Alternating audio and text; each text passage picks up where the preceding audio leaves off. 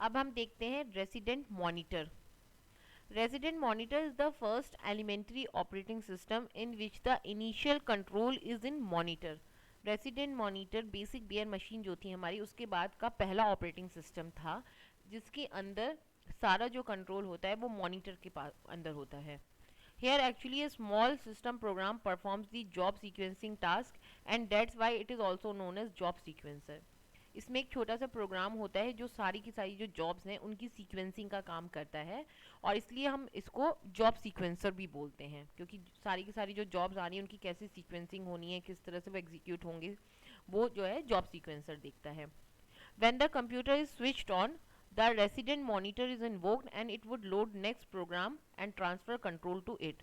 इसमें सिंपली क्या होता था, जैसे ही हम सिस्टम को स्विच ऑन करते थे तो मॉनिटर जो होता था हमारा रेसिडेंट मॉनिटर वो इन्वोक हो जाता था, मतलब वो एक्टिव हो जाता था और वो क्या करता था, लोड करता था जो भी अगला प्रोग्राम है जॉब सीक्वेंसर के हिसाब से, जो भी अगला प्रोग्राम है उसको लोड करता था और उसके ऊपर सारा कंट्रोल ट्रांसफर कर देता था. अब उस प्रोग्राम को अपने आप एग्जीक्यूट होना है, सब कुछ करना है. When program is finished, the control is transferred back to monitor. एक बार जब प्रोग्राम अपना एग्जीक्यूशन फिनिश कर लेता था तो कंट्रोल जो है वापस मॉनिटर के पास आ जाता था. वो जॉब सीक्वेंसर की हेल्प से अगला प्रोग्राम उठाता था, उसको कंट्रोल दे देता था. The resident monitor automatically keep transferring the control from one program to another. बस रेजिडेंट मॉनिटर यही करता था, एक प्रोग्राम को उठाया, उसको उसका एग्जीक्यूशन हो रहा है, उसको प्रोग्राम का सारा कंट्रोल दे दिया. वो प्रोग्राम जब टर्मिनेट होगा तो अगले प्रोग्राम को उठाया जॉब सीक्वेंसर की हेल्प से, उसको सारा कंट्रोल दे दिया, वो एग्जीक्यूट होगा, फिनिश होगा एंड सो ऑन. इस तरह से विदाउट एनी गैप एक के बाद दूसरे प्रोग्राम, दूसरे के बाद तीसरे प्रोग्राम को वो कंट्रोल देता रहता था और वो एग्जीक्यूट होते रहते थे. The resident monitor consist of 3 major parts. Resident monitor के अंदर के 3 मेजर कंपोनेंट्स थे. These are control language interpreter. It is responsible for reading and carrying out instruction punched on the cards at the time of execution. उस time basically punch cards ही as a input use होते थे.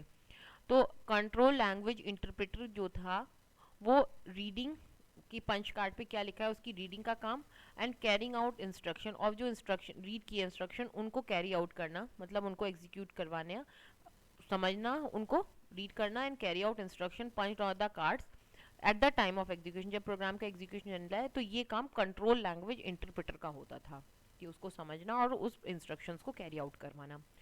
Second जो component होता है loader. Control language interpreter call upon the loader so as to load system programs and application programs into memory. Loader क्या करता था, call upon the loader, loader command language जो interpreter जो था वो लोडर को कॉल करता था ताकि जो प्रोग्राम है वो to load system programs and application program, ताकि जो सिस्टम के प्रोग्राम्स हैं, जो ऑपरेटिंग सिस्टम के प्रोग्राम्स हैं और जो यूजर्स के प्रोग्राम हैं, एप्लीकेशन प्रोग्राम्स, वो मेमोरी में लोड हो सकें. मेमोरी में लोड होंगे तभी तो वो एग्जीक्यूट होंगे, तो लोडर का ये काम होता था. थर्ड था device drivers. Both control language interpreter and the loader use device drivers to perform IO operations. चाहे कमांड कंट्रोल लैंग्वेज इंटरप्रेटर को या लोडर को अगर किसी इनपुट आउटपुट डिवाइस को यूज करना है तो उसको डिवाइस ड्राइवर्स की हेल्प लेनी पड़ती थी. डिवाइस ड्राइवर्स हर एक इनपुट आउटपुट डिवाइस के अलग होते हैं. Each input output device has associated device drivers that handle that IO device. हर एक इनपुट आउटपुट डिवाइस का अपना डिवाइस ड्राइवर होता है जो उस इनपुट आउटपुट को कंट्रोल करता है. तो इस तरह से कुछ रेजिडेंट मॉनिटर्स वर्क करते थे. इस वीडियो से रिलेटेड जो भी आपके फीडबैक या क्यूरीज हैं वो आप हमें भेज सकते हैं. हमारी email ID sonali@timerase.com. Thank you.